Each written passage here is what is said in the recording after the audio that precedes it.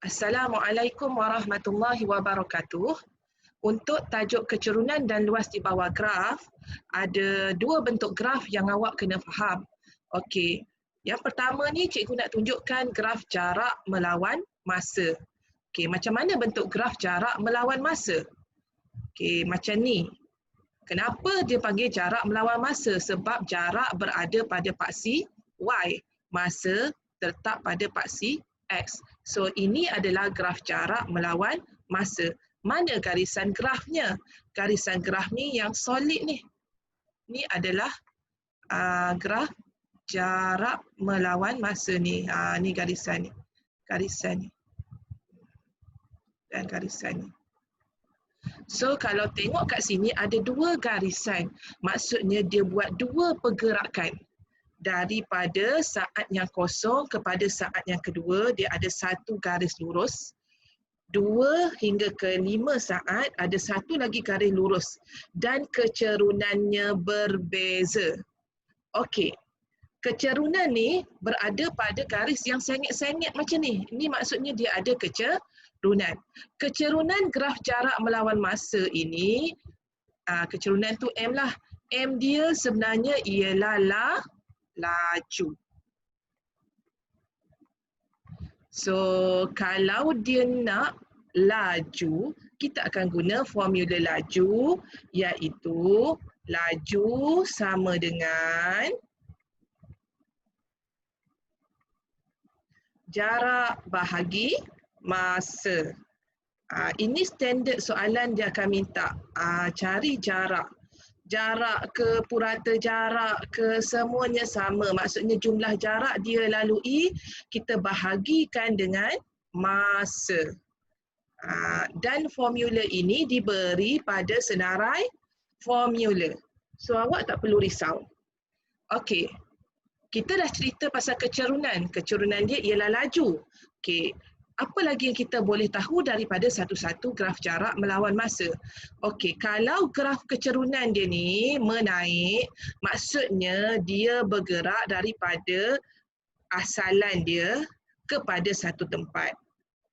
Andai kata kalau garisan kecerunan dia, garisan dia condong makin ke bawah, maksudnya dia berpatah balik. Okey, untuk graf ini kita boleh tafsirkan daripada saat kosong hingga saat kedua, dia dah bergerak sejauh 15 meter. Manakala dari saat kedua hingga saat kelima, dia dah bergerak sejauh, berapa ni beza ni? 5 meter. Boleh? Kalau garisan tu adalah garisan, katalah garisan ni dia sambung lagi kat sini, dia flat macam ni. Ini bermaksud dia tidak bergerak sebab dia berada pada jarak yang sama, dia berhenti rehat kat situ. Okey, untuk lebih faham, kita akan pergi kepada contoh soalan.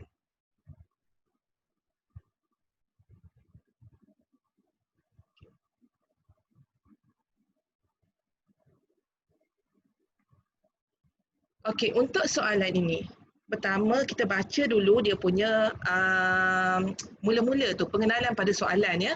Okey, rajah di bawah menunjukkan graf jarak melawan masa bagi perjalanan sebuah kereta api dari satu bandar ke bandar yang lain dalam tempoh 90 minit. Maksudnya perjalanan ni dia mengambil masa selama 90 minit.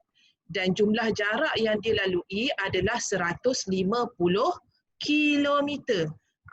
Dia nak patah balik kat tempat asal dia. Nampak tak? Sebab garisan dia makin condong. So, dia berada pada satu tempat, dia nak balik kepada tempat asal.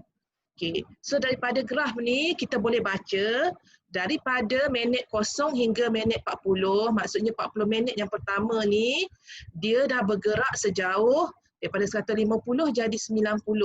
Dia dah bergerak sejauh 60 meter. Kita cari beza dia. Kemudian minit 40 sampai minit 65. Dia kekal dekat 90. Maksudnya dia berhenti rehat. Dia tak bergerak kat sini sebab jarak dia kekal. Sedangkan masa tambah. Maksudnya masa berjalan, dia tak bergerak. Jadi dia berehatlah tu, kereta api tu berhenti rehat. Selama berapa minit kat sini? Selama 15 ke? 25 minit. Okey, kemudian dia sambung perjalanan sejauh 90 kilometer dan dia ambil masa keseluruhan perjalanan ialah 90 minit. Okey, kita tengok soalan yang pertama. Nyatakan tempoh masa kereta api itu berhenti. Okey, kat mana dia berhenti? Ni, garisan yang straight ni dia berhenti. So, berapa lama masa dia berhenti ni? Daripada minit 40 hingga minit 65. Berapa jarak masa ni? So, 65 kita tolak dengan 40, dapat 25 minit. 25 minit. Okey, untuk soalan B, hitung laju. Okey, nak cari laju mestilah jarak bahagi masa. Okey, dia nak hitung laju apa? Hitung laju kereta api itu dalam kilometer per jam untuk 40 minit yang pertama. Mana 40 minit yang pertama? Dia bergerak. Maksudnya mesti pada kosong kan? 0 sampai 40. Mana graf dia? Ini. Ni graf dia. Okey, graf dia ni. Kita nak cari dia punya kecerunan. Kecerunan Y bahagi X. Jarak bahagi masa. So, jarak dekat sini 150 tolak 90 ada 60. Berapa masa dia? 40. Tapi 40 ni ialah 40 minit sedangkan soalan nak dalam jam. Jadi kita akan bahagi 40 ni dengan 60. So dapat 0 perpuluhan 40 bagi 60 bagi 6. 6 darab 6, 36. So dalam 6667 kan. Ataupun kita tukar kepada pecahan pun boleh kat sini. Sekejap, cikgu kan salah pula tekan kalkulator. Tak main congak-congak. Cikgu nak tekan kalkulator sekejap. Okey, bila bahagi ni dapat 0.6667. 0.6667. Kita ambil banyaklah tempat perpuluhan supaya jawapan kita tepat. Jadi, jarak bahagi dengan masa diambil. 60 bahagi dengan 0.66667. So, sama dengan berapakah laju kita dapat? 60 bahagi 0.6667.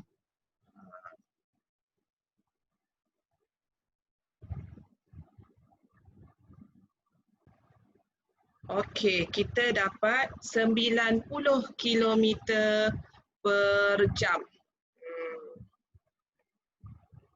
So, kena alert lah kalau dia punya unit dia tu dia nak jam. Kalau kat sini bukan jam, maksudnya kena tukar.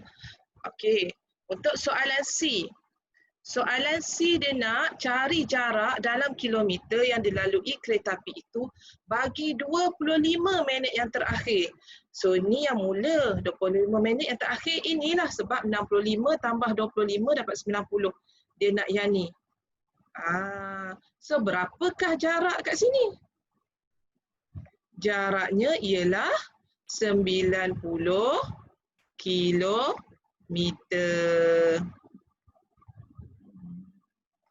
Okey, cikgu nak tambah soalan dekat sini. Dia juga boleh tanya, hitung purata laju perjalanan kereta api tersebut. Okey, kalau kata nak cari purata laju. Purata laju. Ni cikgu tambah soalan pada contoh ni. Purata laju. Okey. purata laju ni bila sebut je laju, mesti ingat jarak bahagi masa. Dia nak purata laju keseluruhan perjalanan. Jadi kita akan ambil mana? Segitiga daripada memula dia. Cikgu nak guna warna lain tak? Ini. Dia akan jadi maksudnya sampai sini. So dia punya jarak dia berapa? 150. Dia punya masa ni berapa? 90. Jarak dia 150. Ini kalau dia nak purata laju perjalanan ya. Maksudnya kita ambil yang mula-mula sampai yang akhir titik dia ni. Ni segitiga dia. Jarak dia berapa? Jarak dia 150.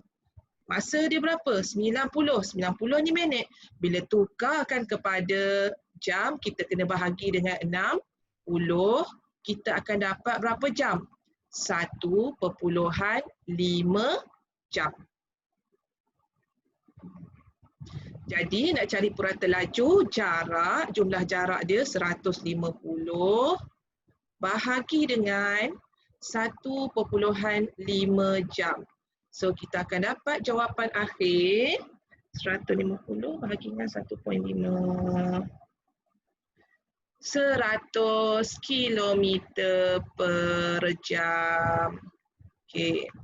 Boleh faham untuk bentuk jarak melawan masa. Ini je soalan yang biasa akan ditanya. Berapakah masa dia berhenti, tempoh masa dia berhenti, ataupun dia boleh tanya pada jarak berapa dia dah berhenti. So kita tengok kepada paksi Y. Boleh tanya jarak, tengok paksi Y. Boleh tanya pasal masa, tengok pada paksi X. Okey? So cikgu harap awak faham. Seterusnya penerangan cikgu untuk graf laju lawan masa pada video yang kedua.